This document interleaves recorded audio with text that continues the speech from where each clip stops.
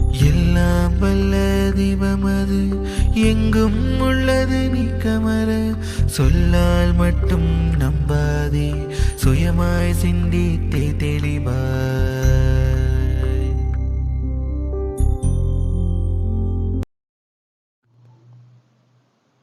வாழ்க வையகம், வாழ்க வையகம், வாழ்க வளமுடன். குரு வாழ்க, குருவே துணை. இன்று நாம் பார்க்க இருக்கக்கூடிய தலைப்பு பாவப்பதிவுகளும் போக்கும் வழிகளும். முதல்ல பாவம்னா என்ன, புண்ணியம்னா என்ன அப்படின்றத தெரிஞ்சுக்கிடுவோம். மகரிஷி அதுக்கு ஒரு சாமியம் கொடுத்திருக்காங்க. தனக்கோ பிறருக்கோ தற்காலத்திலோ பிற்காலத்திலோ உடலுக்கோ மனதிற்கோ எண்ணம் சொல் செயல்களால் நன்மை தருபவை நற்செயல்கள் அல்லது புண்ணியம் அல்லது ஒழுக்கம் எனப்படும். இதுவே பாத்தீங்கன்னா பாவம்னா என்னன்னு பாத்தீங்கன்னா தீச்செயல்கள், அதாவது தனக்கோ பிறருக்கோ தற்காலத்திலோ பிற்காலத்திலோ உடலுக்கோ மனதிற்கோ எண்ணம் சொல் செயல்களால் தீமை தருபவை தீச்செயல்கள் அல்லது பாவம் எனப்படும். வள்ளுவர் இதைதான் சொல்லியிருக்காங்க. உள்ளத்தால் உள்ளலும் தீதே பிறன் பொருளை கள்ளத்தால் கல்வோம் எனல். உள்ளத்தால நினைச்சா கூட அது பாவத்தை ஏற்படுத்தக்கூடியது அப்படின்னு சொல்லியிருக்காங்க. சரி, இந்த பாவ புண்ணியம் மனுஷனுக்கு மட்டும்தாங்க, விலங்கினங்களுக்கு கிடையாது. ஏன்னா விலங்கினங்கள் உள்ளதை உள்ளவாறு உண்டு வாழ்க்கையை அனுபவிக்குதுங்க. ஆனா மனிதன் மட்டும்தான் இயற்கை வளங்களை வாழ்வின் வளமாக தரமாற்றி உருமாற்றி அனுபவிக்கிறாங்க. இப்ப நம்ம சாப்பிடணும் அப்படின்னா வீட்டுக்கு போய் அரிசி போட்டு பருப்பு போட்டு கொதிக்க வச்சு வேக வச்சு இப்படி பல ப்ராசஸ் பண்ணி நம்ம சாப்பாடு சாப்பிட்றோம். ஆனா ஒரு விலங்கினத்துக்கு பசிக்குது அப்படின்னா வாயில கிடைக்கிறத அப்படியே உண்டு அது சாப்பிடுதுங்க, ரெடிமேடு ஃபுட். எனவே பாத்தீங்க அப்படின்னா விலங்கினத்துக்கு பாவ புண்ணிய கணக்கு என்பது இல்லை. அது இயற்கையோடு ஒத்து இசைந்து வாழ்கிறது. அது 5 அறிவு வரைக்கும் தாங்க இருக்கு. 6வது அறிவு அப்படின்றது என்ன அப்படின்னு பாத்தீங்கன்னா அனுமானம் கொண்டு சிந்திக்கக்கூடிய ஆற்றல். இந்த அனுமானம் கொண்டு சிந்திக்கக்கூடிய ஆற்றலை எதுக்கு கொடுத்திருக்கான் அப்படின்னா தன்னை உணர்வதற்கும் தலைவனை உணர்வதற்கும், அதாவது இறைவனை உணர்வதற்காகவும் கொடுக்கப்பட்டதுதான் இந்த 6வது அறிவு. இப்ப ஒரு சிங்கம் 100 வருஷத்துக்கு முன்னாடி எப்படி வாழ்ந்துச்சோ அப்படித்தான் இப்பயும் வாழ்ந்துகிட்டு இருக்குங்க. இன்னும் 1000 வருஷம் கழிச்சு சிங்கம் அப்படித்தான் வாழும். ஆனா ஒரு 10 வருஷத்துக்கு முன்னாடி வாழ்ந்த மாதிரி நம்ம இப்ப வாழ்றோமா அப்படின்னா கிடையாது. அதனாலதாங்க விலங்கினத்துக்கு தேவைப்படாத அறநெறி என்பதை இயற்கை நம்மளுக்கு கொடுத்திருக்கு. சரி, இப்ப பதிவு அப்படின்னா என்ன அப்படின்னு பார்ப்போம். அதாவது இந்த பதிவு என்பதை நாம எழுத்தாலோ சொல்லாலோ அல்லது கருவிகளாலோ காட்ட முடியாதுங்க. அப்ப பதிவுனா என்ன? தொடர்பு கொண்ட நபரின் அல்லது பொருளின் குணங்களை உடைய காந்த அலை. இதை உணரத்தான் முடியும். இப்ப பசு ஒன்றை பார்க்கிறோங்க. அந்த மகரிஷி கவியில சொல்லுவாங்க, பசு ஒன்றை பார்க்கின்றோம், பார்க்கின்ற காட்சி கண்ணில் பார்வையில் கொசு அளவில் பதிந்து காட்ட காண்போம். பசு உருவம் மூளையிலே அழுத்த புள்ளி வடிவாய் பரவும் மதன் நிழல் அலையாய். பசு உருவம் ஜீவகாந்த பரநிலையில் ஆழ்ந்து இருப்பாகிவிடும் ஜீவகாந்த களத்தில். அதாவது பசுவை பார்க்கிறோங்க, 4 அடி உயரம் 5 அடி அகலம். அது கண்ணுல போகும்போது கொசு அளவுல பதிவாகுதுங்க. மூளையில போகும்போது புள்ளி வடிவத்துல பதிவாகுதுங்க. அடுத்ததாக பாத்தீங்கன்னா உடல்ல ஓடக்கூடிய உயிர் துகள்கள்ல நுண்ணியக்க பதிவாகவும் இந்த ஜீவகாந்தத்துல அலை வடிவத்துல பதிவாகுதுங்க. அலை வடிவத்துல பதிவானதோடு மட்டும் இல்லாம நம்ம வித்துல தரப்பதிவாகி கருமையத்துல விரிவு சுருக்க பதிவாக பதிவாகிறது. இப்ப பாத்தீங்கன்னா புலன்கள் வழியாக எப்படி பதிவாகிறது அப்படின்றத பார்ப்போம். இப்ப உடல் செல்கள் புலன்கள்ல பதிவாகிறது இயக்க பதிவா பதிவாகுதுங்க. தோல், நாக்கு, மூக்கு, கண்கள், காதுகள், இந்த ஞானேந்திரியங்கள் என்ற 5 கருவிகள் மூலமாகவும் கைகள், கால்கள், வாய், குதம், பால்குறி இவற்றின் மூலமாகவும் பதிவுகள் ஏற்படுது. இப்ப ஒரு குரலை கேட்கிறோம், அதை கேட்ட உடனே ஆளையே பார்க்காம இவருடைய குரல், இது எஸ்பிபி குரல், இது ரஜினி குரல், இது கமல் குரல் அப்படின்னு நம்ம சொல்றோமா இல்லைங்களா? அப்ப ஏற்கனவே பதிவு பண்ணி வச்சிருக்கோம். அதே மாதிரி ஒரு வாசனைய நம்ம நுகர்றோம், கண்களை மூடி, இது மல்லி, இது அல்லி அப்படின்னு சொல்லி நம்ம சொல்றோமா இல்லைங்களா? அதே மாதிரி யாராவது கண்ணை மூடிட்டு நம்மளை பின்னாடி கூட தொட்டா இவருடைய அழுத்தம் என்பதை சொல்றோமா இல்லைங்களா? அப்ப ஏற்கனவே பதிவு பண்ணி வச்சிருக்கிறத மனம் அகக்காட்சியாக கருமையத்திலிருந்து விரித்து காட்டுகிறது. அப்ப மூளை செல்கள்ல நினைவு பதிவாகவும், ஜீவகாந்தத்தில் பிரதிபலிப்பு பதிவாகவும், உயிர் துகள்களில் நுண்ணியக்க பதிவாகவும், கருமையத்தில் தரப்பதிவாகவும், வான்காந்தத்துல சமுதாய பதிவாகவும் பதிவாகிறது. இப்ப இது கர்மான்றோம். என்னென்ன கர்மா இருக்கு அப்படின்றத நம்ம பார்ப்போம். அதாவது பாத்தீங்கன்னா 3 வகையான கர்மா இருக்குங்க. சஞ்சித கர்மம், பிராரப்த கர்மம், ஆகாமிய கர்மம். இந்த சஞ்சிதம் என்பது முன்வினை, நாம செஞ்சது இல்லைங்க. நம்ம அப்பா அம்மா, அவங்க அப்பா அம்மா, அவங்க அப்பா அம்மா இப்படியே பின்னோக்கி போனோம் அப்படின்னா முதல் மனிதன்ல போய் முடியும். முதல் மனிதனுக்கு முன்ன 5 அறிவு, 4 அறிவு, 3 அறிவு, ஈரறிவு, ஓரறிவு, அதையும் கடந்து பஞ்சபூதங்கள், அடுத்த பஞ்சபூதத்தையும் கடந்த இடைநிலை வரைக்கும் எல்லாம் அடங்கிய பெட்டகம் தான் இந்த சஞ்சித கர்மம். இது முன்வினை அப்படின்னு சொல்லுவாங்க, பழவினை அப்படின்னு சொல்லுவாங்க. அடுத்ததாக பிராரப்த கர்மம். இது தன்வினை. 3 வயதிலிருந்து இந்த நிமிடம் வரைக்கும், இந்த நொடி வரைக்கும் நாம் செய்த வினைகளின் தொகுப்பு பிராரப்த கர்மம். அடுத்ததாக ஆகாமிய கர்மம். இந்த சஞ்சிதம், பிராரப்தம் இந்த இரு வினைகள் சேர்ந்து புதுசா ஒரு வினையை செய்ய தூண்டும். அதுதான் ஆகாமிய கர்மம் சொல்லுவாங்க. ஆ கூட்டல் காமியம், ஆன்மா இச்சை வயப்பட்டு செய்யக்கூடிய செயல். நம்ம விலங்கினத்தினுடைய வித்து தொடர்ல இருந்தா நாம மனிதனாக வந்திருக்கோங்க. விலங்கினத்துடைய எல்லா பண்புகளும் நம்மகிட்ட உள்ளடங்கி இருக்குங்க. இப்ப இதை தெரிஞ்சுக்கிறதுக்கு முன்னாடி செயல் விளைவு தத்துவத்தை நம்ம தெரிஞ்சுக்கிறணும். செயலுக்கேற்ற விளைவு நிச்சயமாக உண்டு.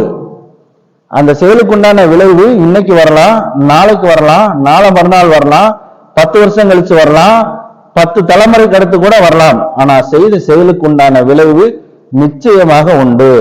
சிறு நூலளவு கூட பிசகாது.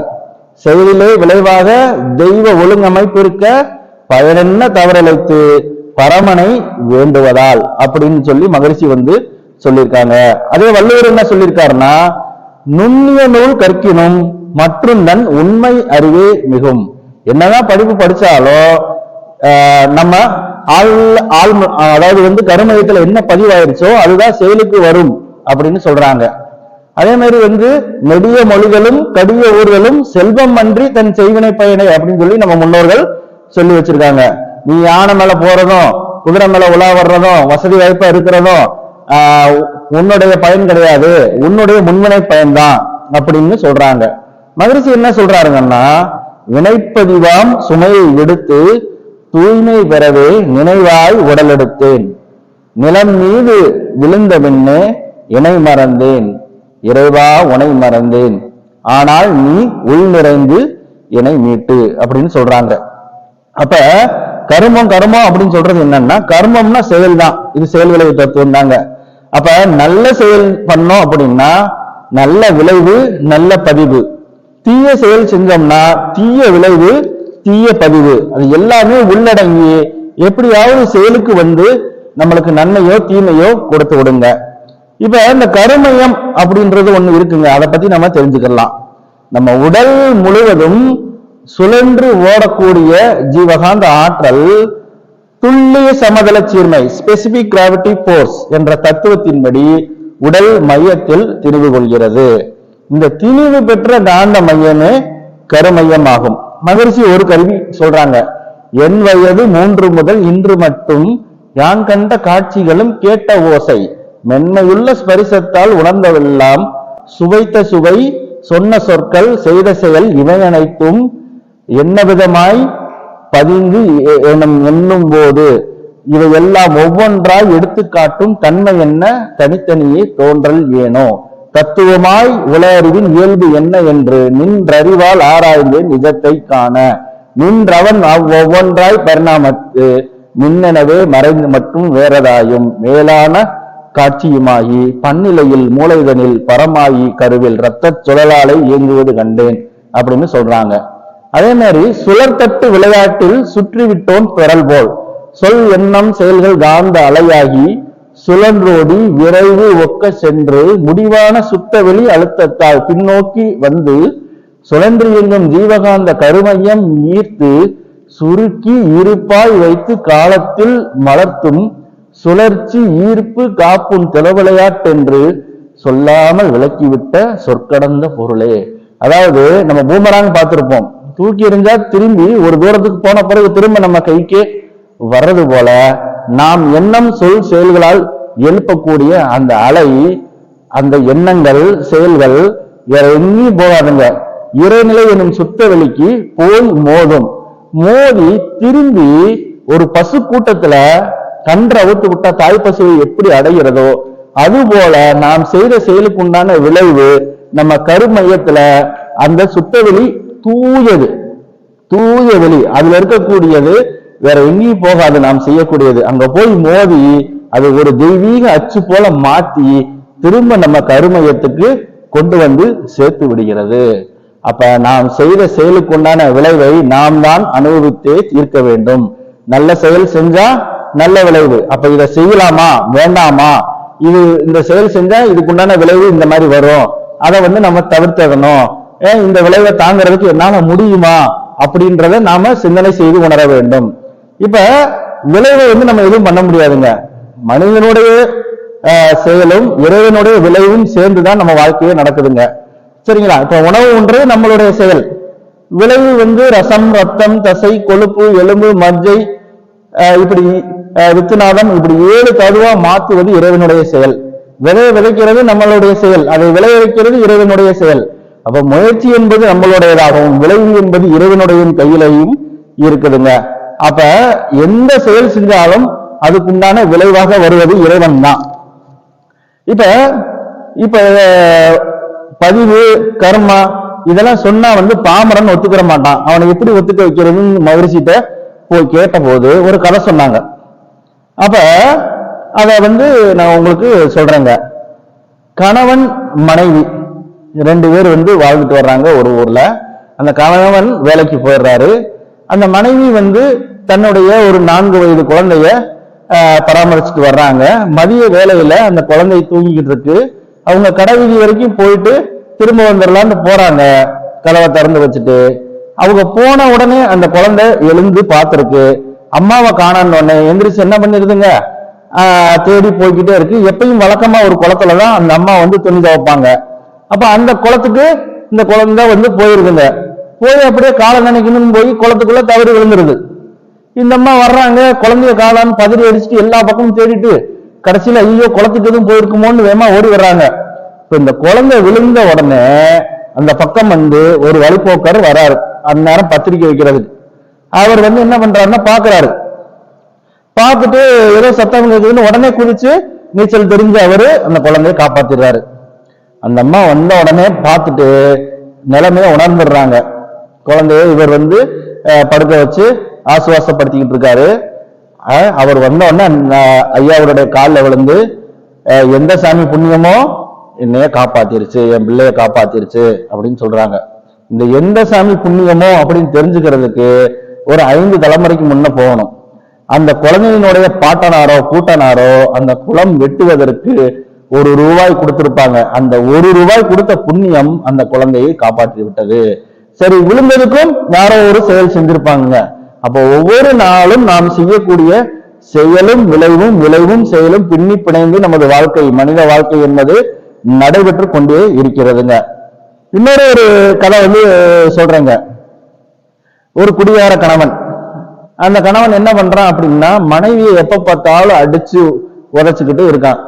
அன்னைக்குன்னு குடிச்சிட்டு அந்த மனைவியை உதைக்கிறான் காரணமே இல்லாம. அப்ப அந்த மனைவியினுடைய கருமையத்திலிருந்து ஆழ்மனம் ஓலமடுகிறது. என்னை உதைத்த உன் காலில் கருநாகம் தீண்ட. அப்ப அந்த சாபம் அந்த கணவனுடைய கருமையத்தில் பதிவாகிறது.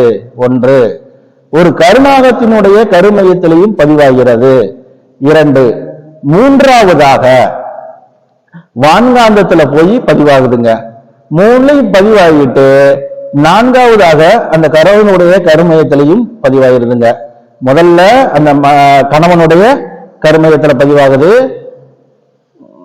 இந்த கதையை நான் திரும்ப சொல்றேங்க. அதாவது கணவன் மனைவி 2 பேர் வாழ்ந்துட்டு வர்றாங்க. அப்ப அந்த கணவன் அந்த மனைவியை ரொம்ப கொடுமைப்படுத்திக்கிட்டு இருக்கான். அப்ப ஒரு நாள் அடிச்சு உதைக்கும் போது அந்த மனைவியினுடைய கருமையத்திலிருந்து ஆழ்மனம் ஓலமிடுது, என்னை உதைத்த உன்னுடைய காலில் கருநாகம் தீண்ட அப்படின்னு. அப்ப என்ன ஆகுது அப்படின்னு பாத்தீங்கன்னா, அந்த பதிவு அந்த கணவனுடைய கருமையத்துல பதிவாகுது. 2வது கருநாகத்தினுடைய கருமையத்துல பதிவாகுது. 3வதாக வான்காந்தத்துல பதிவாகுது. 4வதாக அந்த மனைவியினுடைய கருமையத்துல பதிவாகுதுங்க. சரிங்களா? வினைய முடிக்க காலம் சூழல் எல்லாம் ஒத்து வரும்போது என்ன ஆகும் அப்படின்னு பாத்தீங்கன்னா, எப்பயும் வழக்கமா ஒரு திசையில வர்றவரு அன்னைக்குன்னு வேறொரு பக்கம் வருவாரு. அன்னைக்குன்னு பார்த்து அமாவாசையா இருக்கும், அன்னைக்குன்னு பார்த்து கரண்ட் போயிருக்கும், அன்னைக்குன்னு மழை பெஞ்சிருக்கும். இயற்கை எல்லாத்தையும் ஒண்ணு கூட்டுங்க. அன்னைக்குன்னு பைக்கு பஞ்சர் ஆயிருக்கும், போன் அன்னைக்கு ஷட் டவுன் ஆகி போன் சார்ஜ் இல்லாம இருக்கும். இப்ப இவர் நடந்து வந்துகிட்டு இருப்பாரு, ஓரத்துல நடந்து போய் புதர்ல கால் வச்சிருவாருங்க. அப்ப அந்த பதிவை பெற்ற அந்த கருநாகம் படுத்திருக்கும், காலில் மிதிச்ச உடனே ஒரு கொத்து கொத்துட உடனே அவர்கிட்ட இருக்கக்கூடிய அந்த வினைப்பதிவு போயிருங்க. 2வது அந்த கருநாகத்தினுடைய வினைப்பதிவு, அதாவது கடிக்கணும் அப்படின்ற அந்த பதிவு போயிடும். 3வதாக பாத்தீங்க அப்படின்னா, அந்த வான்காந்தத்துல போய் என்ன செய்யுங்க, இந்த மனைவியினுடைய கருமையத்துல போய் ஸ்டோர் ஆகி அது பதிவு சமன் செய்யப்பட்டது என்று அந்த வான்காந்தத்திலையும் பதிவு என்பது கழிந்துவிடும். சரிங்களா? இப்ப அவர் கீழே விழுந்து துடிச்சுக்கிட்டு இருப்பாரு. அப்ப பாத்தீங்க அப்படின்னா, யாரோ ஒரு வழிபோக்கர், அவர் வைத்தியரா இருப்பாரு. இவர் எல்லாருக்குமே கெடுதல் செய்யல இல்லைங்களா? அப்ப நல்லது செஞ்ச பதிவும் இருக்குமா இல்லைங்களா? அப்ப அவர் இவருக்கு மருந்து கொடுத்து அவரை காப்பாத்திடுவாரு. ஒருவேளை அந்த பதிவு இல்லை அப்படின்னா விடியதான் என்ன செய்யணுங்க, அவரை காப்பாத்துற மாதிரி, அதாவது இறந்து போனவரை தூக்குற மாதிரி இருக்குங்க. அப்ப நாம் செய்த செயலுக்கு உண்டான விளைவு சிறு நூலளவு கூட பெசகாம நம்மளை தேடி வந்துவிடும். இதைத்தான் சொல்றாங்க திருமூலர், திளைக்கும் வினைகடல் தீர்வுறு தோணி இளைப்பினை நீக்க இருவழி உண்டு, கிளைக்கும் தனக்கும் அக்கேடில்லை முதல்வன் விளைக்கும் தவம் அறம் மேற்றுணை யாமே. அதாவது வினை கடல் போல இருக்கு, தீர்வுறு தோணியா இருக்கிறது என்ன அப்படின்னு பாத்தீங்கன்னா, உங்களுக்கும் உங்களுடைய சந்ததிக்கும் தவமும் அறமும் இணைந்த ஆன்மீக வாழ்வுதான். அப்ப எல்லா விலங்கினத்துடைய பண்பும் நம்ம கிட்ட உள்ளடங்கி இருக்குங்க. சரிங்களா? யாராவது பாத்தீங்க அப்படின்னா செயின் போட்டு போறாங்க, எப்படி இழுக்கிறாங்கன்னா கடிச்சு வைப்பீங்களா? இது வரைக்கும் கடிச்சு வச்சிருக்கீங்களா யாரையாவது? சந்தர்ப்ப வசத்தால அந்த உள்ளடங்கி இருக்கக்கூடிய அந்த விலங்கின பண்பு வெளியேறி வருங்க. படத்துல கூட தேவர்மன் படத்துல கமலஹாசன் சொல்வாரு, மாயா உங்ககிட்ட முடிச்சுக்கிட்டு இருக்க விலங்கு, என்கிட்ட தூங்கிக்கிட்டு இருக்கு அப்படின்னு சொல்வாரு. எல்லார்ட்டையுமே விலங்கின பண்பு என்பது உள்ளடங்கி இருக்குதுங்க. அது சந்தர்ப்ப வசத்தால எழுச்சி பெற்றா ரொம்ப மோசமான விளைவுகளை ஏற்படுத்தி விடும். சரிங்களா? அப்ப ஐந்தறிவு. அப்ப ஒரு கதை சொல்லுவாரு, வள்ளலார் கந்தக்கோட்டத்துல இருந்தாருங்க. வடலூர்ல இருக்கக்கூடிய வள்ளலாரு மெட்ராஸ் போய் அவருடைய அண்ணன் சபாபதி வீட்டுல இருந்தாரு. அப்ப 1000 விளக்கு பகுதியில ஒரு சித்தர் அரச மரத்துக்கு அடியில உட்கார்ந்து நிர்வாண நிலையில இருந்திருக்காருங்க. நிர்வாண நிலையில இருந்துட்டு போற வர்ற ஆளுகளை பூரா அதோ பாம்பு போகிறது, அதோ பன்னி போகிறது, அதோ கரடி போகிறது, அதோ நாய் போகிறது அப்படின்னு சொல்லிக்கிட்டு இருந்திருக்காரு. எல்லாருக்கும் டென்ஷன் ஆகி போச்சு. அதனால விரட்டால் சிக்க மாட்டாரு. எல்லாரும் போய் இவர்கிட்ட போய் சொல்றாங்க, ஐயா இந்த மாதிரி இந்த சாமி தொந்தரவு கொடுத்துக்கிட்டு இருக்காரு, என்னன்னு கேளுங்க அப்படின்னு. அவர் போய் கேட்கிறாரு. அவர் வர்றாரு, ஒரு வழி ஐயோ மனிதன் வருகிறான் போய் எழுதுறாரு. ஒரு மனுஷன் முன்னாடிதான் இன்னொரு மனுஷன் நிறுவனமா இருக்கக்கூடாது. அப்ப ஒவ்வொருத்தருடைய பண்பை வச்சு அந்த நாய், குரங்கு, பன்னி, சிங்கம் அப்படின்னு அவர் சொல்லிக்கிட்டு இருக்காரு. இது எதுக்கு சொல்றேன்னா, எல்லா விலங்கினத்துடைய பண்பும் நம்ம கிட்ட உள்ளடங்கி இருக்கு. அடுத்து 5 அறிவுக்கு முன்னாடி 4 அறிவு. சரிங்களா? மூவறிவு, ஈரறிவு, ஓரறிவு எல்லா அதே மாதிரி பஞ்சபூதங்கள் இறைநிலை வரைக்கும் எல்லா பதிவுகளும் உள்ளடக்கிய பெட்டகம் என்னதுங்க இந்த கருமையம். சரிங்களா? கருமையத்துல வந்து பாத்தீங்கன்னா 2 வகையான வேலையை செய்யுது. இப்ப சுருக்கி வைத்தல், விரித்து காட்டுதல். சுருக்கி வைக்கிங்க, காலத்தாலே மலர்த்தி விரித்து அதை விளைவாக மலர்த்தி காட்டக்கூடியது என்னதுங்க கருமையம். சித்திரகுப்தன் சொல்லுவாங்க, கேள்விப்பட்டிருக்கீங்களா? யமதர்மராஜாட்ட கணக்கு எழுதி வைப்பாரு. நாம கூட வந்து மறந்து போயிருவோம். அவர் வந்து என்ன செய்வாருங்க, இந்த டயத்துல நீ இது பண்ண, அந்த டயத்துல அது பண்ண. அதே மாதிரி நாம செய்யக்கூடிய எல்லா செயலையும் கருமையத்துல பதிவு செய்து வைத்துக் கொண்டிருக்கிறது இந்த கருமையம். தப்பிக்கவே முடியாதுங்க. கண்காணி இல்லாத இடமே இல்லை. கண்காணி இல்லை என்று கள்ளம் பல செய்வார். கண்காணி இல்லாத இடமே இல்லை அப்படின்னு வந்து திருமூலர் வந்து சொல்லிட்டாரு. அப்ப எல்லாமே பதிவாகி நம்ம கருமையத்துல இருக்குதுங்க. அப்ப இந்த கருமையத்துல அந்த முன்னிலை பதிவுகளை எல்லாம் போக்கி தூய்மை செய்து கொள்ள வேண்டியது என்பது அவசியம். இந்த கருமையத்தினுடைய சிறப்பை வந்து மகரிஷி சொல்றாங்க. என் வயது 3 முதல் 3 வயதுல இருந்து இன்று மட்டும் யான் கண்ட காட்சிகளும் கேட்ட ஓசை மென்மையுள்ள ஸ்பரிசத்தால் உணர்ந்ததெல்லாம் சொன்ன சொல் என் வயது 3 முதல் இன்று மட்டும் யான் கண்ட காட்சிகளும் கேட்ட ஓசை மென்மையுள்ள ஸ்பரிசத்தால் உணர்ந்ததெல்லாம் சொன்ன சொற்கள் செய்த செயல் நினைத்த சோதனைகள் இவை அனைத்தும் ஒவ்வொன்றாய் எடுத்துக்காட்டும் தன்மை என்ன தனித்தனியே தோன்றல் ஏனோ தத்துவமாய் உல அறிவின் இயல்பு என்ன என்று நின்ற அறிவால் ஆராய்ந்தேன் நிஜத்தை காண நின்றவன் ஒவ்வொன்றாய் பரிணாமித்து மின்னெனவே மறைந்து மட்டும் வேற மாயி பன்னிலையாய் மூளைதனை பரமாகி இரத்த சுழலாலே ஏங்குவது கண்டேன் அப்படின்னு சொல்லி இந்த கருமையத்தை பத்தி சொல்றாங்க. அப்புறம் இன்னொரு கருத்தையும் சொல்றாருங்க. இப்ப சுழற் தட்டு விளையாற்றில் இப்ப வந்து பூமராங்கன்னு சொல்லி எறிவாங்க, திரும்ப அவங்க கைக்கே திரும்ப வருதா இல்லைங்களா? அப்ப அந்த சுழற் தட்டு விளையாட்டில் சுற்றி விட்டோம் பெறல் போல் சொல் எண்ணம் செயல்கள் காந்த அலையாகி சுழன்றோடி விரைவு ஒக்க சென்று முடிவான சுத்தவெளி அழுத்தத்தால் பின்னோக்கி வந்து கருமையம் ஈர்த்து சுருக்கி இருப்பாய் வைத்து காலத்தால் மலர்த்தும் சுழற்சி ஈர்ப்பு காப்பு உன் திருவிளையாட்டு என்று சொல்லாமல் விளக்கிவிட்ட சொற்கடந்த பொருளே. நாம என்ன செயல் செஞ்சாலும் ஓடி ஒழிய முடியாது. பிக் பாஸ் மாதிரி சரிங்களா? எங்க போய் பதிவாகுது? நம்ம கருமையத்துல பதிவாகுது.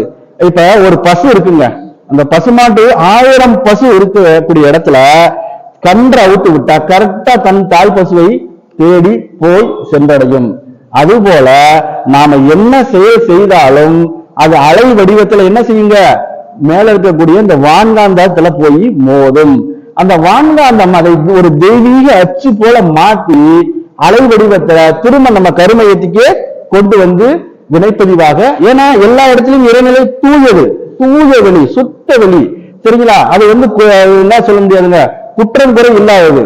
அப்ப நாம நல்லது செஞ்சாலும் சரி கெடுதலும் செஞ்சாலும் சரி அதை நம்மளே ஈர்த்து அதுக்குண்டான பலாபலனை நாமளே அனுபவித்து கொண்டிருக்கிறோம் சரிங்களா? இப்ப இந்த கருமையத்தை தூய்மைப்படுத்த வேண்டியது என்பது மிக மிக அவசியம். என்ன வழிமுறையில தூய்மைப்படுத்தலாங்க?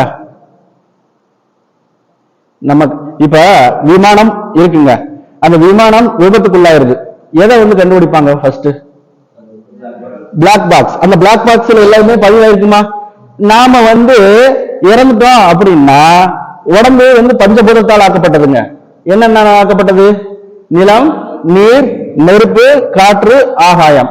நிலம் என்பது என்னவா இருக்குங்க? எலும்பு சதையா இருக்கு. நீர் ரத்தமா இருக்கு. நெருப்பு உடம்பு சூடா இருக்குங்க.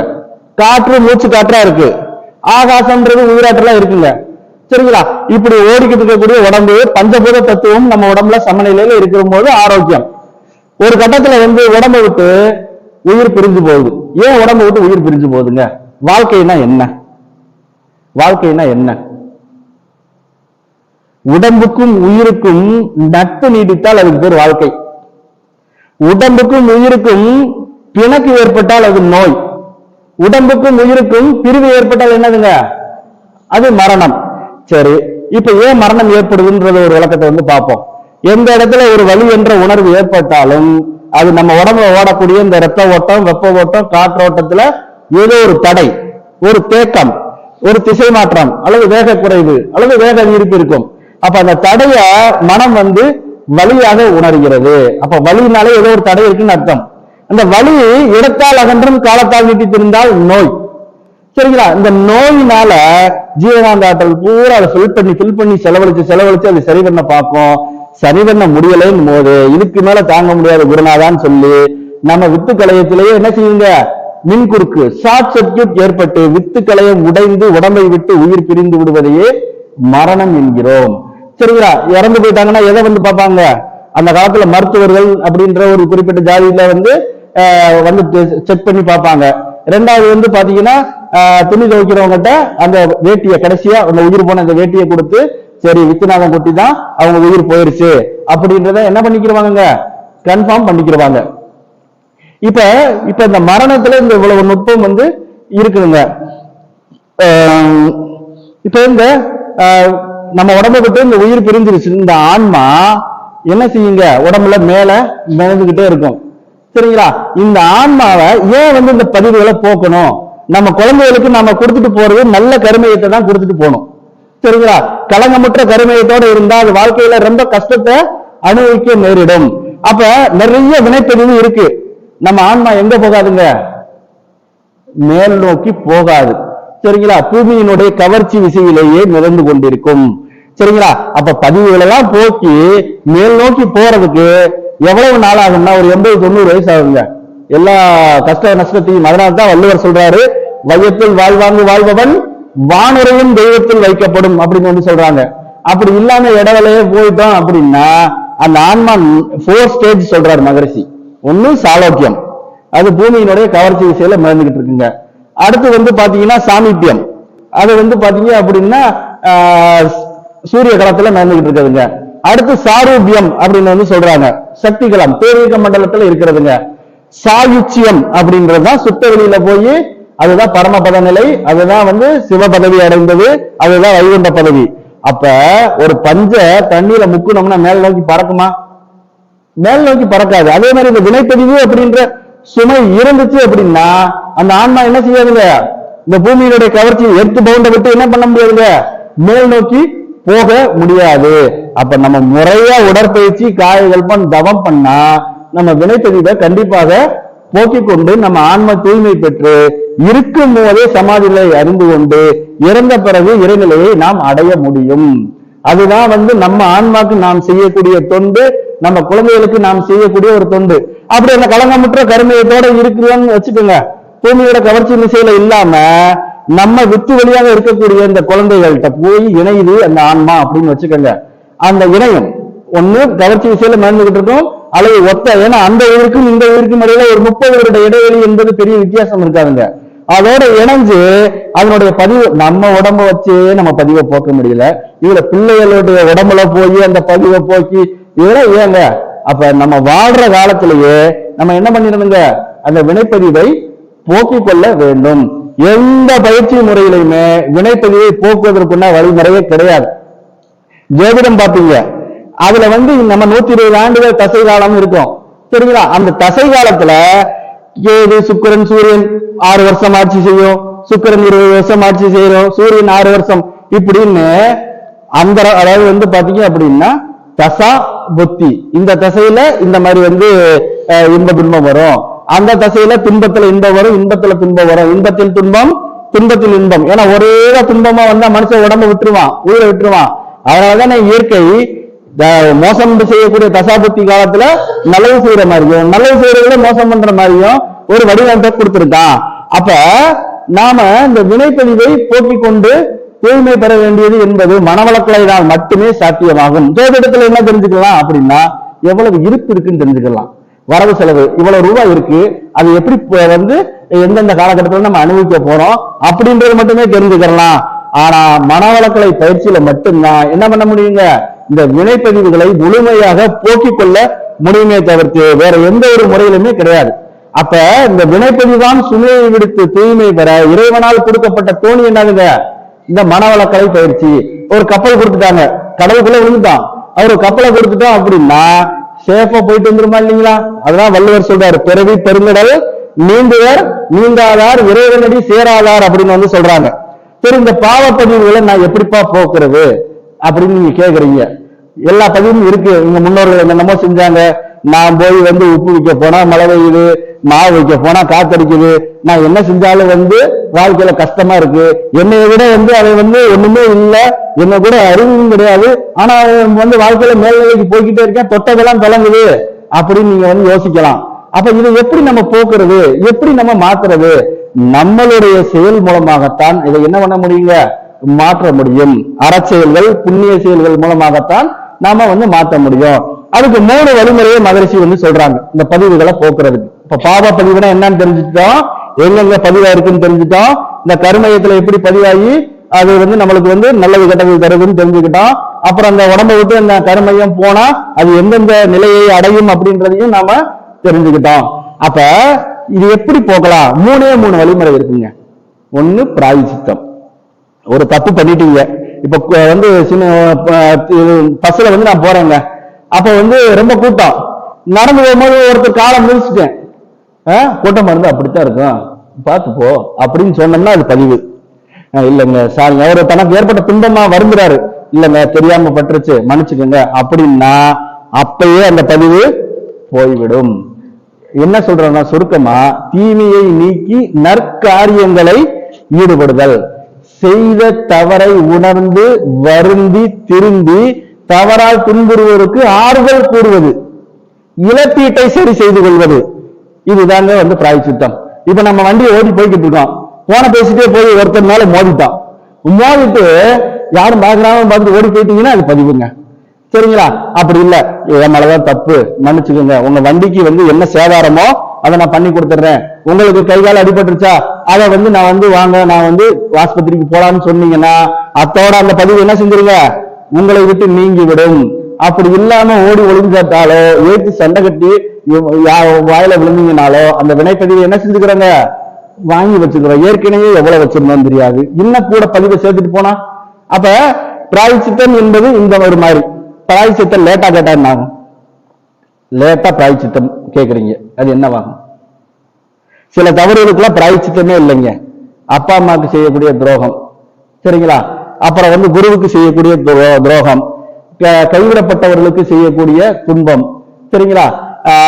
குழந்தைகளுக்கு முதியோர்களுக்கு செய்யக்கூடிய துன்பம், இதற்கெல்லாம் எந்த ஒரு பிராயச்சித்தமே கிடையாது. நன்றி மறக்கக்கூடிய செயல். இப்ப சொல்லுங்க, நீங்க சொல்லுங்க பிராயச்சித்தம்ன்றத என்ன பேசுங்க. லேட்டா பிராயச்சித்தம் கேட்டீங்க, என்ன ஆகும்னா அது வரைக்கும் அந்த பாவத்தை அனுபவிக்கணும். ஒரு ஊர்ல ஒரு நடந்த ஒரு உண்மை சம்பவங்க, சரிங்களா? ஒரு 150 வருடங்களுக்கு முன்ன, இப்ப வந்து 2025ங்களா, 1875ல, சரிங்களா?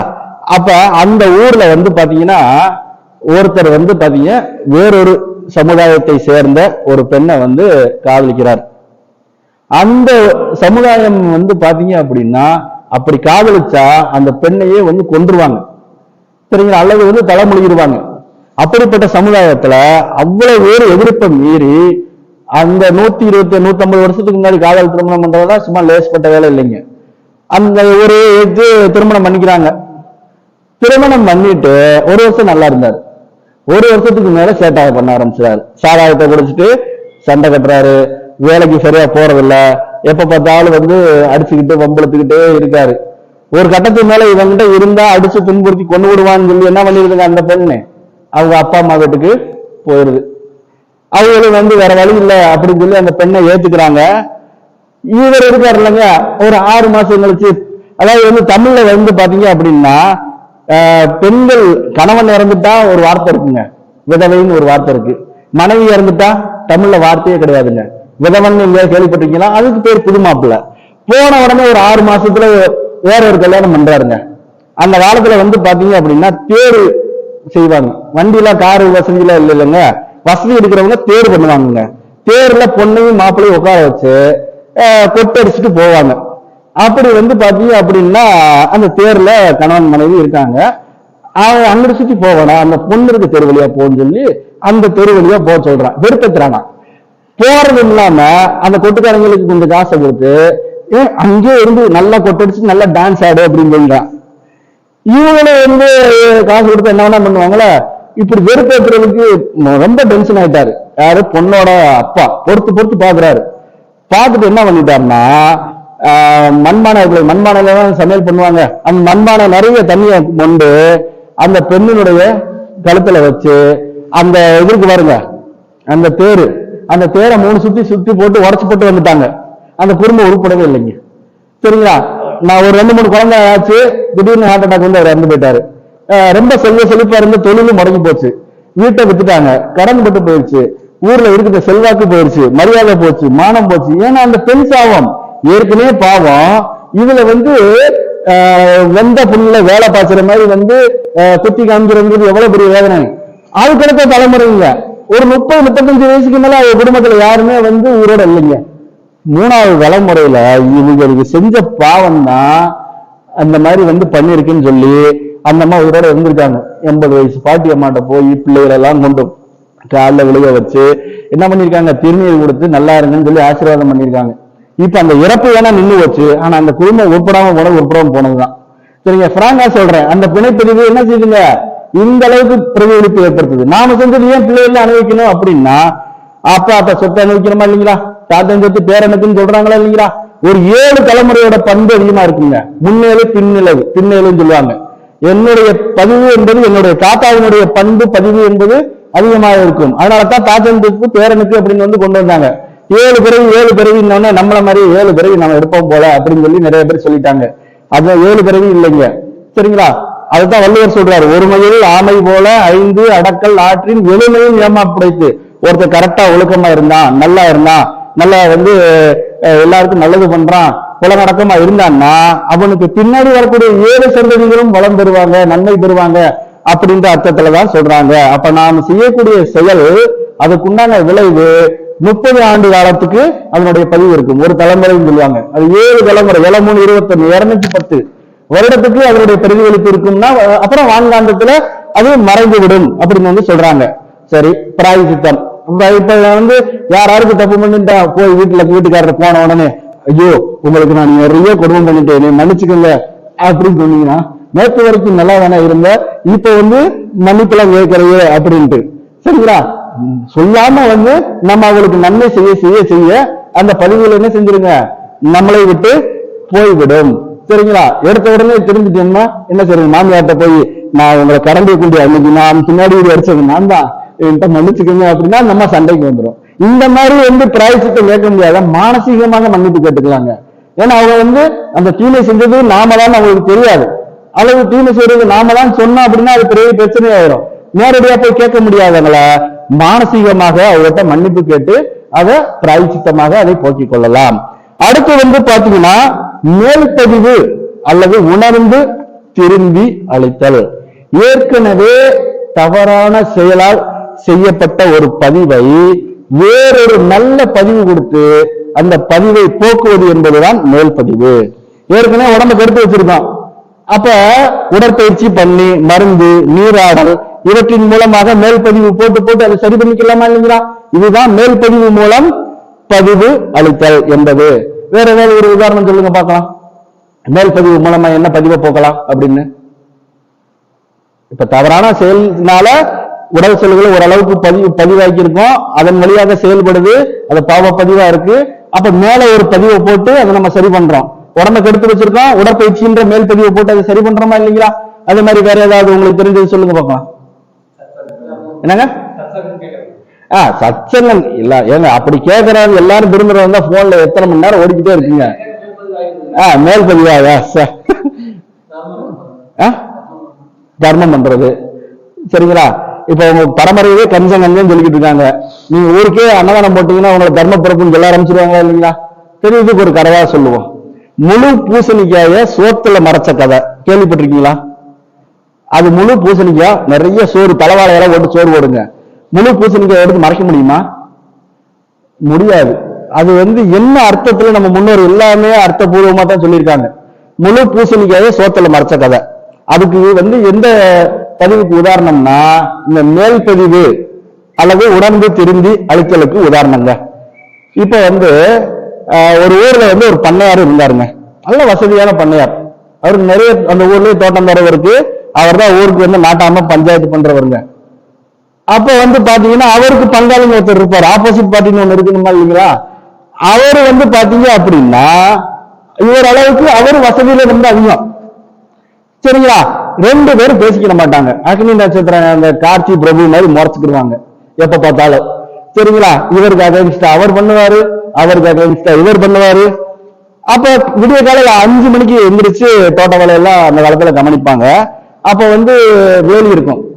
அப்ப வேலியில அவங்க வீட்டுல எத்தனை பேர் வேலை பார்க்கறாங்க இவர் பார்ப்பாரு, இவங்க எத்தனை பேர் வேலை பார்க்கறாங்கன்னு அவர் பார்ப்பாரு, முறைச்சுக்கிடுவாங்க. சமீப காலமா இந்த ஆளு வேலை பார்க்கறவங்களை கவனிக்காம அந்த வேலி ஓரமா இருக்கக்கூடிய பூசணிக்காக பார்த்துக்கிட்டு இருக்காரு. வேலி ஓரமா பூசணிக்காய் அந்த பண்ணையாரோட பங்காளி வீட்டுல முளைச்சு கொடி விட்டு படர்ந்து இருக்குங்க. அப்ப பாத்தீங்கன்னா பூசணி இந்த ஆளு என்ன குறுகுறுன்னு பெரிய மனுஷன் மாதிரி இல்ல, குறுகுறுன்னு பூசணிக்காயை பார்த்துக்கிட்டு இருக்கான்னு அவரும் நோட் பண்றாரு அதை. அப்ப பூசணிக்காய் இருக்க அப்படியே பெருசாயிட்டே வருது. ஒரு நாள் அந்த பண்ணையாருடைய பங்காளி போயிடுறாருங்க, விசேஷத்துக்கு போயிடுறாரு. காலை அதிகாலையில வரல. இதுதான் சமயம் சொல்லி அந்த பண்ணையார் பெரிய மனுஷன்றதை மறந்து அந்த பூசணிக்காய வேலிக்குள்ள கைய விட்டு திருடிட்டு போயிடுறாருங்க. இவர் ஒரு 8-9 மணிக்கு வர்றாரு. பார்த்தா பூசணிக்காய காணோம். இது இவன் வேலையாத்தான் இருக்கும் அப்படின்றத கன்ஃபார்ம் பண்ணிக்கிறாரு. அப்புறம் வீடும் பக்கத்து வீடா தானே இருக்குங்க. வீட்டுல கொண்டு அந்த பூசணிக்காயை கொடுத்து பூசணி குழம்பு, அப்புறம் என்னதுங்க பூசணி துவையல், பூசணி கூட்டு, அது இதுன்னு வை அப்படின்னு சொல்லி கொடுத்துட்டாரு. அந்த மாவும் அறுத்து நல்ல பெரிய பூசணிக்காய் இருக்கு, இளம் பூசணிக்காய் இருக்குன்னு அறுத்து சமையல் பண்ணிக்கிட்டு இருக்காங்க. இந்த வாசம் அவருக்கு போயிருது. கன்ஃபார்ம் இவன் தான். இவனை கேவலப்படுத்துறதுக்கு, இவனை திருட்டு பையன் பட்டம் கட்டுறதுக்கு இது ஒரு நல்ல வழி அப்படின்னு சொல்லி ஊர்ல இருக்க ஆளுகளை பூரா போய் கூப்பிடுறாரு. நீ வா நீ வா நீ வான்ட்டு. அப்ப ஒரு பூசணிக்காய்க்கு போய் பெரிய மனுஷன் வீட்டுக்கு போனோம்னா நாங்களாம் வர முடியாதுப்பா அப்படின்னு சொல்றாங்க.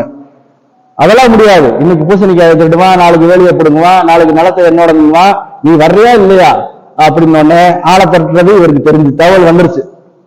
இவர் என்ன பண்றாருன்னா, இவனை கேவலப்படுத்தினாங்கன்னா நாளை பண்ண பஞ்சாயத்து சொல்ல முடியாது, தலை வந்து ஊருக்குள்ள போக முடியாது. எல்லாம் என்ன சொல்லுவாங்க, பூசணி திருடன்னு சொல்ல ஆரம்பிச்சிருவாங்க. அப்ப இவர் ஒரு வேலைக்காரனெல்லாம் கூப்பிடுறாரு. ஒரு 30 பேத்துக்கு வடை பாயாசத்தோடு தலைவாழை இலை போட்டு சமையல் பண்ணி சாப்பாடு ரெடி பண்ணுங்கன்ட்டார். அப்ப அது எல்லாருமே ஒரு 12 மணிக்கு வந்துடுறாங்க. 11 மணி 12 மணிக்கு வர்றாங்க. வந்த உடனே யாரையும் பேச விடல. பெரிய மனுஷங்களாம் வந்திருக்கீங்க, வாங்க வாங்க வாங்க உட்காருங்க, முதல்ல சாப்பிடுங்க. அந்த பங்காளி உட்கார வச்சுட்டாங்க. எல்லாம் தலைவாழை இலை போட்டு சாப்பாடு போட்டாங்க. சாப்பிட்டு முடிச்ச உடனே வெத்தலை மடிச்சு கொடுத்துட்டு கேட்கிறாரு, ஆமா பெரிய மனுஷங்களா வந்தீங்களா, என்ன விஷயமா வந்தீங்க? அவ நீ பூசணி கேட்கறேன்னு கேட்பாங்களா? இல்லைங்க, வேறொரு கோயில் விஷயமா வந்தோம், இன்னொரு நாளைக்கு இவங்க பாக்குறேன்னு போயிட்டாங்க. 2 என்னாச்சு அப்படின்னா, பூசணி சோத்தை போட்டு அந்த பூசணிக்கினால ஏற்பட்ட அந்த வினைப்பதிவை போக்கிட்டாரு.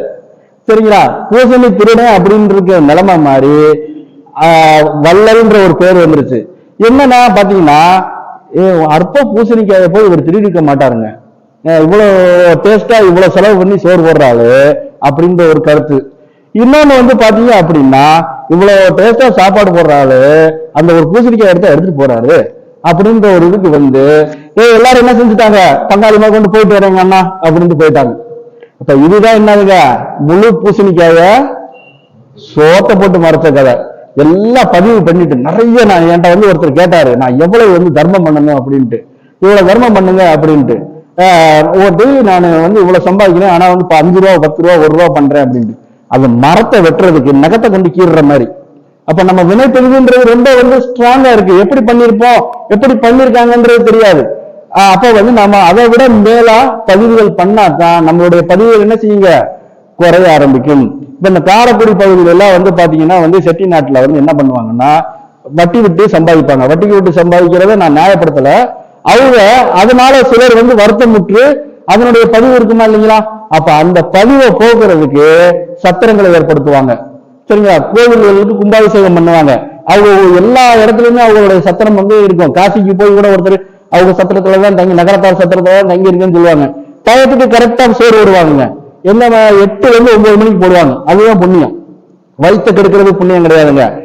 வயிறு நிறைய சோறு இருக்கிறவங்களுக்கு சோறு போடுறது என்பது புண்ணியம் கிடையாது. அதே மாதிரி பாத்தீங்கன்னா 12 ல இருந்து 1 மணி 1:30 மணிக்குள்ள சாப்பாடு போடுவாங்க. அப்ப அந்த சாப்பாடு சாப்பிட்டு அந்த வாழ்த்துன்னு அந்த பதிவு என்பது அந்த பதிவை வேலை செய்ய விடாம என்ன செஞ்சிருங்க, சமன் செய்து விடும். இதுக்குதான் நம்ம நிறைய தர்ம காரியங்கள்லாம் பண்றாங்க. சரிங்களா? அப்ப தானம், தவம். தானம்னா என்ன, தர்மம்னா என்ன?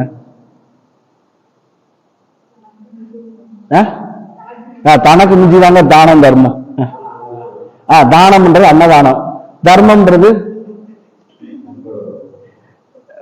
தானம் என்பது எதையாவது ஒண்ணு எதிர்பார்த்து செய்யறது தானம். இலவசமா வேட்டி சேலை கொடுத்தா ஓட்டு போடுவீங்கன்னு நினைக்கிறது, அண்டா குண்டா பணம் கொடுத்தா ஓட்டு போடுவாங்கன்னு நினைக்கிறது, எதையாவது ஒண்ணு எதிர்பார்த்து செய்யறதுக்கு பேரு தானங்க. தர்மம் என்பது எதையுமே எதிர்பாராம செய்யறதுக்கு பேரு தான் தர்மம். சரிங்களா? அதைத்தான் மகிழ்ச்சி பாத்தீங்கன்னா காமிய கர்மம், நிஷ்கார்மிய கர்மம்ன்றாங்க. எந்த ஒரு எதிர்பார்ப்பும் எதிர்பார்க்காமல் செய்யக்கூடிய செயல். சூரியன் உதிக்குதுங்க, ஏதாவது எதிர்பார்த்து ஏதாவது செய்யுதா? பூமி சுத்துது, பருவகாலம் மாறுது. இப்ப இதெல்லாம் ஏதோ ஒன்று இயக்கி ஆட்சி படைத்துக் கொண்டிருக்கிறதா இல்லைங்களா? அப்ப அதெல்லாம் எதிர்பாராத செய்யக்கூடியதுதாங்க. இது நிஷ்காமிய கர்மம். சரி, துறவுனா என்னதுங்க? நான் துறவு வாழ்க்கைக்கு போனா என்னுடைய பதிவுகள்லாம் போயிடும் அப்படின்ட்டு போயிட்டு எல்லா அநியாயம் எல்லாம் பண்றது. அப்ப பதிவு போகுமா? போகாது. துறவுனா என்னங்க? நீங்க போய் துறவியை போய் பாக்குறேன்னு நான் திருவண்ணாமலையில போய் பார்த்தேங்க. சரிங்களா? அங்க போனா சாப்பாடு இல்லாம வீட்டுல சண்டை கட்டிட்டு போனா எல்லா நாளும் சாப்பாடு கிடைக்குங்க. ஆளாளுக்கு அன்னதானம் போடுவாங்க, தங்குறதுக்கு எல்லாருமே இடம் கிடைக்குங்க. அங்க பாத்தீங்கன்னா ஒரு 100-150 சாமியார் இருப்பாங்க. போய் கேட்டு பாருங்களேன், உண்மையான சாமியார் இருக்க மாட்டாங்க. கொண்டாட்டி குடும்பம் தாங்கல, கடங்காரம் தொல்லை தாங்கல, சரிங்களா? பங்காளி சொத்தெல்லாம் புடிங்கிட்டு துரத்தி விட்டுட்டாங்க, நான் அழுகினா. சரிங்களா? அப்ப எல்லாத்தையும் விட்டுட்டு பிறந்துட்டு போறதுக்கு துறவு வாழ்க்கை என்பது இல்லைங்க.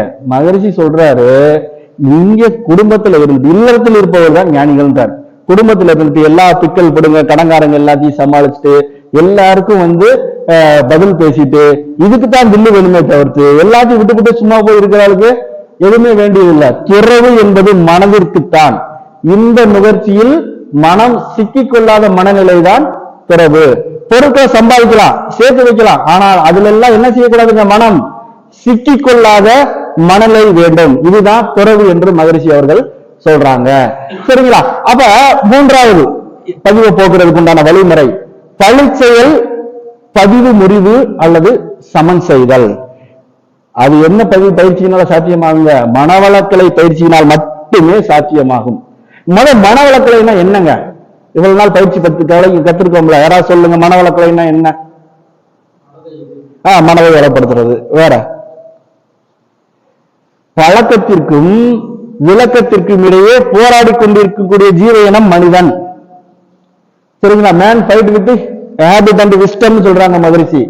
அந்த பழக்கத்தை விளக்கமாக பெற்ற விளக்கத்தின் வழியே வாழ்வை நடத்துவது என்பதுதான் மனவளக்கலை.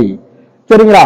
அப்ப அந்த மனவளக்கலையினுடைய 4 அங்கங்கள் என்னன்னா அகத்தவம், அகத்தாய்வு, குணநலப்பேறு, முழுமை பேறு. அகத்தவம்னா என்ன? மனம் தன் திறமையையும் வல்லமையையும் பெருக்கிக் கொள்ளும் பயிற்சியே அகத்தவம். சரிங்களா? அப்ப மனதினுடைய திறமை வல்லமை பெருகுதுங்க. அப்ப அதை வச்சு என்ன பண்ணணுங்க? மனதை தூய்மை செய்து கொள்ள வேண்டும். கூட நிறைய ரோஜா பூவை பறிச்சு கொண்டு போய் என்ன பண்ணலாம்? குப்பத்தொட்டில போட்டா யாருக்காவது பிரயோஜனம் இருக்கா? அப்ப தவத்தினால் பெரிய ஆற்றலை நல்ல செயலுக்கு பயன்படுத்தணும். அது மனதை தூய்மை செய்து கொள்ள பயன்படுத்துவது என்பதுதான் அகத்தாய்வு பயிற்சி. அப்ப அகத்தாய்வுனா என்னதுங்க? மனம் தன்னைத்தானே தூய்மை செய்து கொள்ள எடுத்துக்கொள்ளும் முயற்சியே அகத்தாய்வு. வீட்டுல பொண்ணு பார்க்க வர்றாங்க, மாப்பிள்ளை பார்க்க வர்றாங்க, வீட்டை என்ன பண்ணுவான்? 2 ஆக்கிடுவோம். வெள்ளடிக்காத குறையா வீட்டை சுத்தம் பண்ணி கிளீன் பண்றோம்ல. யாரோ பொண்ணு கொடுக்க வர்றவங்களே, மாப்பிள்ளை வீடு பார்க்க வர்றவங்களே நம்ம கவர் பண்றதுக்கு இப்படி பண்ணும்போது எல்லாம் வல்ல இறைவன் நம் மனதுல வாசம் செய்யணும்னா மனதை எந்த அளவுக்கு தூய்மையாக வைத்துக் கொள்ளணும்னு அவசியமா இல்லைங்களா? அதுக்குதான் மகிழ்ச்சி என்ன கொடுத்திருக்காங்க? அகத்தாய்வு பயிற்சி. சரிங்களா? உடற்பயிற்சி எடுத்துக்கோங்க. அது பல ஞானிகள் மகான்கள் செய்த பயிற்சிய தான் செய்து பார்த்து அது பலன்களை உடல் மூலம் கணிச்சு கொடுத்திருக்காங்க. காயகல்பமே வேறொரு குருமார் செய்துட்டு வந்த பயிற்சி நூல்களை ஆராய்ச்சி பண்ணி கொடுத்திருக்காங்க. தவம் தன்னுடைய குருவான பரஞ்சோதி மகான் கத்துக்கிட்டு ஆழ்வார் பாடல்கள் ஆராய்ச்சி பண்ணி பார்த்துட்டு தவத்தை கொடுத்திருக்காங்க. எதுவுமே அவர் இன்வென்ஷன் பண்ணது கிடையாது. ஆனா ஆன்மீகத்துக்கு தான் கொடுத்த குடை என்பது என்னதுங்க? இந்த அகத்தாய்வு பயிற்சி. அப்புறம் வந்து மனம் தன் திறமையையும் வல்லையும் பெருக்கொள்ளும் பயிற்சி அகத்தவம், அகத்தாய்வு. குணநலப்பேறு அப்படின்னா என்ன அப்படின்னா, இந்த தூய்மையில் மேலும் மேலும் உறுதியடைந்து வாழ்வதே குணநலப்பேறு. சரிங்களா? முழுமை பேருன்னா அப்படின்னா என்ன அப்படின்னு வந்து பாத்தீங்கன்னா, பிறரும் தன்னை பின்பற்றி வாழக்கூடிய அளவுக்கு தன்னை தகுதியாக்கி கொள்வதே குணநல பேரு. ஆனா நாம வந்த நோக்கத்தை விட்டுட்டு வாழ்வின் நோக்கம் என்னதுங்க? இறைநிலை உணர்தல், அறிவில் முழுமை பேரடைதல். ஆனா என்ன பண்றாங்க? வேற வேலையை பார்த்துக்கிட்டு இருக்கோம். வேற வேலைன்னா என்ன பாக்குறோங்க? ஒரு கவுண்டமணி ஒரு பாட்டுல சொல்லியிருப்பாரு, நந்தவனத்தில் ஓர் ஆண்டி 4 மாதமாய் குயவனை வேண்டி. 4 மாதம்னா 10 மாதம். கொண்டு வந்தான் ஒரு தோண்டி, இந்த உடம்பு மெத்த கூத்தாடி போட்டுடை தாண்டி. அப்ப வந்த வேலையை விட்டுட்டு பந்த காலம் நட்டுக்கிட்டு இருக்க வேலையை நாம் செய்து கொண்டிருக்கிறோம். அப்ப வந்த நோக்கமே இறைநிலை உணர்ந்து முழுமை பெற்று அறிவில் முழுமை பேர் அடைந்து நாம் வந்த நோக்கத்தை பூர்த்தி செய்து கொள்வதுதான். அப்ப பழிச்செயல் பதிவு முறிவு என்பது துரியாதீத தவத்தினால் தான் சாத்தியமாகும் அப்படின்னு மகிழ்ச்சி சொல்றாங்க. இப்ப நம்ம ஆக்கினை தவம் பண்ணோம் அப்படின்னா ஆகாமிய கர்மம் நீங்கும். சரிங்களா? துரியதவம் பண்ணோம் அப்படின்னா பிராரப்த கர்மம் நீங்கும். தன்வினை 3 வயதிலிருந்து இன்னை வரைக்கும் செய்த வினைப்பதிவு நீங்கும். சரி, அப்ப வந்து துரியாதீத தவம் பண்ணோம் அப்படின்னா மூவினைகளும் நீங்கும். ஆகாமியம், சஞ்சிதம், பிராரப்தம். ஒரு ஆகினை பண்ணீங்கன்னா ஒரு ஆகாமிய கர்மம் நீங்கும். ஒரு துரியம் பண்ணீங்கன்னா ஒரு சஞ்சித பிராரப்த கர்மம் நீங்கும். ஒரு துரியாதீதம் பண்ணீங்கன்னா ஒரு ஆகாமியம், ஒரு பிராரப்தம், ஒரு சஞ்சிதம் நீங்கும். இதுக்குண்டான சுலபமான வழி எதுவுமே இல்லைங்க. அப்ப இந்த தவமுறைய அறநெறிய நாம் ஃபாலோ பண்ண வேண்டியதுன்றது அவசியம். பயிற்சியை பற்றி தெரிஞ்சுக்கிட்டு கத்துக்கிட்டு என்ன பண்றது இல்லைங்க, நாம் பயிற்சி செய்யறதே கிடையாது. அப்ப இந்த துரியாதீத தவத்தினால மட்டும்தான் என்ன பண்ண முடியுங்க, பழிச்செயல் பதிவு முறிவு அல்லது சமன் செய்தல் என்பது சாத்தியமாகும். ஆனா வந்து எங்கேயோ இடிக்குது, செயல் விளைவு இருக்குன்னு சொன்னீங்களா இல்லைங்களா? அப்ப செயலிலே விளைவாக தெய்வ ஒழுங்கமைப்பு இருக்க பயனென்ன தவறுகளுக்கு பரமனை பின்பு வேண்டுவதால். தப்பெல்லாம் பண்ணிட்டு கோயில்ல போய் தீச்சட்டி எடுக்கிறோம், அல்லது வந்து பாத்தீங்கன்னா வந்து பூ மிதிக்கிறோம், அல்லது வந்து அளவு குத்திக்கிறோம்னு சொன்னா அந்த பதிவு போயிருமா அப்படின்னா பதிவு போகாது. செய்த செயலுக்கு உண்டான விளைவு வச்சு செஞ்சுட்டு போயிடும். நல்லது செஞ்சா நல்லது செஞ்சு வச்சுட்டு போயிடும், கெட்டது செஞ்சோம்னா என்ன பண்ணிருங்க, கெட்டது செஞ்சு வச்சுட்டு போயிடும். அப்ப வினைப்பதிவு என்ன செய்யாதுங்க, கலைந்து போகாது, பிரிந்து போகாது. சரி, இப்ப நான் மனவளக்கலத்துல வர்றேன், நல்லா தவம் பண்றேன், எனக்கு ஒரு வினைப்பதிவு இருக்குங்க. எனக்கு காலு போகணும்னு ஒரு வினைப்பதிவு இருக்கு. அந்த வினைப்பதிவு எப்படி போகும்ன்றத நம்ம பார்க்கலாம். இப்ப நாம் செய்த புண்ணிய பதிவை போக்குவதற்கு இறைவனுக்கு அதிகாரம் இல்லை. ஆனால் நாம் செய்த பாவப்பதிவை போக்குவதற்கு இறைவனுக்கு அதிகாரம் உண்டு. அப்ப நாம நல்ல காரியமே செய்யறோம், நல்லா தவம் பண்றோம். அப்ப காலுல ஒரு முள்ளு குத்தி அந்த பதிவு போகுங்க. சரிங்களா? ஒரு சின்ன உதாரணத்து மூலம் சொல்றேன். உங்க தலையில ஒரு 10 கிலோ மதிப்புள்ள ஒரு பொருள் விழுகணும்னு ஒரு வினைப்பதிவு இருக்குங்க. நல்ல தவம் பண்றீங்க, அறம் பண்றீங்க, 4 பேருக்கு நல்லது பண்றீங்க அப்படின்னு இருக்கும்போது அந்த 10 கிலோ வந்து பூ விழுகுங்க. பூ விழுந்தா தலையோட ஏதாவது டேமேஜ் ஆகுமா? ஆகாது. சரி, இப்ப வந்து பாத்தீங்க அப்படின்னா நல்லதும் பண்ணல கெடுதலும் பண்ணலைங்க. சரிங்களா? கல்லு விழுந்தா மண்டை உடைஞ்சு போகுங்க. இருக்கிறதுல ரொம்ப மோசம் பண்ணி இன்னும் அநியாயம் பண்ணிக்கிட்டு இருக்கோம்னா கல்லு போர்ஸா விழுகுங்க. போர்ஸா விழுந்தா என்ன ஆகுங்க, 2ஆ பிறகு தையல் போடணும், இல்ல உயிரே போயிடும். அப்ப நாம் செய்த வினைப்பதிவு நம்மை காப்பதோடு அல்லாமல் நமது குழந்தைகளையும் காப்பாற்றுகிறது. ஒருத்தர் 20 வயசு 25 வயசுல கல்யாணம் பண்றாரு அப்படின்னா நம்ம கருமையத்தை ஒரு ஜெராக்ஸ் காப்பி போட்டு கொடுப்பது போல ஒரு அடிப்படை பதிவாக யாருக்கு கொடுத்துடுறோங்க, குழந்தைக்கு கொடுத்து விடுகிறோம். அப்ப அவங்க வளர்ந்து வரும்போது 3 வயதுக்கு பிறகு செய்யக்கூடியது பூரா ஒவ்வொன்னு என்ன இதுங்க பதிவாகுது. ஒரு குழம்பு வைக்கிறோம், ஒவ்வொன்றையும் சேர்க்க அதனுடைய தன்மை எல்லாம் மாறிக்கிட்டே போகுதா இல்லைங்களா? அதே மாதிரி கருமையத்திலையும் அது மாதிரி ஒவ்வொன்னா வந்து தன்மை தரம் என்பது மாறிக்கொண்டே இருக்கும். சரிங்களா? மகிழ்ச்சி என்ன சொல்றாருன்னா, நிறைவு பெறாமல் இருக்கும் ஆசைகளின் கூட்டம், நெஞ்சம் மனம் பேச்சிடை பிணக்காகும் பொய்கள், மறைமுகமாய் நேர்முகமாய் பிறர் பொருள் பறித்தல், மற்ற உயிர் சுதந்திரமும் வாழ்வின் வளம் பறித்தல், நிறைவளிக்கும் பொறாமை சினம் வஞ்சம் இவை காத்தல், கருமையம் தன்னை களங்கப்படுத்தி விடும் கருத்தோடு சீர் செய்வோம் அப்படின்னு வந்து சொல்றாங்க. அப்ப நாம முறையாக வாழ்ந்து இந்த பாவப்பதிவுகளை போக்க வேண்டியது என்பது மிக மிக அவசியம். அதைத்தான் சொல்றார் திருமூலர், நெறியை படைத்தான் நெருஞ்சில் படைத்தான், நெறியில் வலுவின் நெருங்கி முள் பாயும், நெறியில் வலுவா இயங்க வல்லாருக்கு நெறியில் நெருங்கி முள் பாய்கிறவே. நான் அப்படித்தான் வந்து ரோட்டோரமா நெருங்கி முள்ள போய் கால வைப்பேன், ஆனா எனக்கு முள்ளு குத்தக்கூடாது அப்படின்னு சொன்னா குத்தித்தான் சரியான பாதையில போனா ஓகே ஓகே ஓகே வேற சேர்ல உட்காருங்க, சேர இத்து போச்சு போல. அப்ப சரியான பாதையில போனா அந்த வினைப்பதிவு என்ன செஞ்சிருங்க, நம்மளை விட்டு போய்விடும். நல்ல துரியோதனை நம்ம பண்ணும்போது பாத்தீங்க அப்படின்னா நல்ல ஆழ்நிலை போகும்போது அப்படியே நம்ம அப்படியே ஏதோ ஒரு எறும்பு கடிச்ச மாதிரி இருக்குங்க. அந்த வினைப்பதிவு நம்ம உடம்பை விட்டு போய்கிட்டு இருக்குங்க. நீங்க சரியா உடற்பயிற்சி பண்ணும்போது ஒவ்வொரு நாளும் முதல் நாள் செய்த பதிவுகள்லாம் இருக்கு இல்லைங்களா, அந்த பதிவுகளை நம்ம வந்து பூராமே ஹீலிங் பண்ற மாதிரி தான் வந்து அந்த பயிற்சியை பண்றோம். இப்படியே கையில் பண்றோமா இல்லைங்களா, இந்த மாதிரி வந்து இப்படியே தள்ளி தள்ளி வந்து ஹீலிங் எல்லாம் கொடுப்பாங்க. அதே மாதிரி நாமளே ஹீலிங் பண்ணி அந்த உடல் செல்கள் புலனியக்க பதிவுகள்ல பூரா போக்கிக் கொள்கிறோம். இப்ப அந்த உடற்பயிற்சியில என்ன பண்ணுங்க, கருமையம் தூய்மை அடையும். மேலும் காயகல்பம் பண்றோமா இல்லைங்களா, அப்ப காயகல்பம் என்பது கருவள பயிற்சி. அந்த கருமையம் வித்து தூய்மையடைய நம்மளுடைய கருமையம் என்ன செய்யுங்க, தூய்மையடைய ஆரம்பிக்கும். மேற்கொண்டு நம்ம அந்த தவம் பண்ண பண்ண பண்ண நம்ம வாழ்க்கை தவத்தினால் பிரகாசிக்க ஆரம்பிக்கும். சரிங்களா, அப்ப தவம் ஒன்றுதான் இந்த பதிவுகளை போக்குவதற்குண்டான வழிமுறை. நாம வந்து செஞ்சுதான் வந்து பாவத்தை ஏத்துக்கணும் இல்லைங்க. சரிங்களா, நினைச்சாலே அது பாவம்ன்றார் வள்ளுவர். உள்ளத்தால் உள்ளலும் தீரே பிறர் பொருளை கள்ளத்தால் கல்வம் எனல். சரிங்களா, அப்ப நாம செய்யக்கூடிய ஒவ்வொன்றும் எண்ணத்தாலும் இருக்கக்கூடாது, சொல்லாலும் இருக்கக்கூடாது, செயலாலும் இருக்கக்கூடாது. கொலை பண்றவரை விட கொலை பண்ண தூண்டினவர்களுக்கு வந்து தண்டனை அதிகமா இல்லைங்களா. இப்ப வந்து பாத்தீங்க அப்படின்னா கைத்தமிழுக்கு ஒருத்தவங்க வெள்ளிக்கிழமை செவ்வாய்க்கிழமை நிறைய நகை அணிஞ்சிட்டு போறாங்கன்னு வச்சுக்கோங்க. ஒவ்வொருத்தரும் என்ன நினைப்பாங்க, இதை எடுத்துட்டு போனா எங்க ஊர்ல ஒரு தோட்டம் வைக்கலாம், இதை எடுத்துட்டு போனா என் 3 பிள்ளைகளுக்கும் நகையை போட்டு கட்டி கொடுத்துடலாம், இதை எடுத்துட்டு போனா நான் ஒரு ஃபேக்டரி கட்டிடலாம், இதை எடுத்துட்டு போனா இத்தனை ரூபா பேரு நம்ம ஒரு தொழில் செஞ்சு பழச்சுக்கலாம் 4 ஆளுக்கு நினைப்பாங்க. ஆனா புடுங்கிறதுக்கான துணிவு தைரியம் இருக்காது. இந்த எண்ணங்கள் பூரா ஒரு திருடனுடைய மனசுல புகுந்து கரெக்டா வந்து புடிங்கிட்டு போயிடுவான். அப்ப திருடத்தை உண்மை யாருங்க, நாம தான். அப்ப எண்ணத்தினாலையும் அந்த பதிவு என்பது இருக்கக்கூடாது. 2வது வந்து பாத்தீங்க அப்படின்னா முக்கியமா அதிகமா பதிவு செய்யாமலேயே பதிவு வாங்குறதுன்றது புறணி பேசுறது, அவங்கள பத்தி பேசுறது, இவங்களை பத்தி பேசுறது.